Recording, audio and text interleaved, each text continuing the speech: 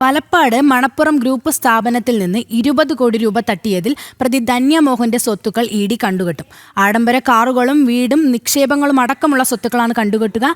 നേരത്തെ ലഭിച്ച 2 സമൻസുകളിൽ ഹാജരാകാതിരുന്ന ധന്യമോഹൻ അറസ്റ്റ് സാധ്യത മുന്നിൽ കണ്ട് ഇന്നലെ ഇ.ഡി. ഓഫീസിൽ ചോദ്യം ചെയ്യലിന് ഹാജരായിരുന്നു.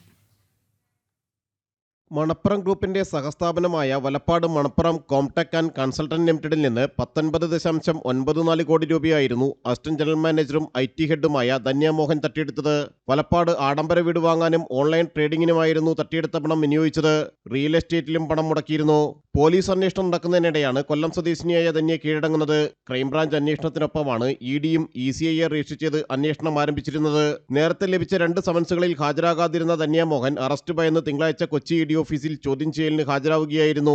ധന്യയെ വീണ്ടും ചോദ്യം ചെയ്യുന്നതിനൊപ്പം അനധികൃതമായി സമ്പാദിച്ച സ്വത്തുക്കൾ കണ്ടുകിട്ടുന്ന നടപടിയിലേക്ക് ഇഡി കടക്കും. ആഡംബര വീടും ആഡംബര കാറുകളും നിരവധി അക്കൗണ്ടുകളിലായുള്ള നിക്ഷേപങ്ങളും അടക്കം കണ്ടുകിട്ടും. ധന്യമോഹന്റെ പേരിൽ മാത്രം 5 അക്കൗണ്ടുകളുണ്ട്. ഭർത്താവിന്റെ അക്കൗണ്ടിലേക്കും പണം മാറ്റിയിരുന്നു. 18 വർഷത്തോളം മണപ്പുറത്ത് ജോലി ചെയ്ത് വിശ്വാസം ആർജിച്ചായിരുന്നു ധന്യയുടെ തട്ടിപ്പുകൾ. ജനം, കൊച്ചി.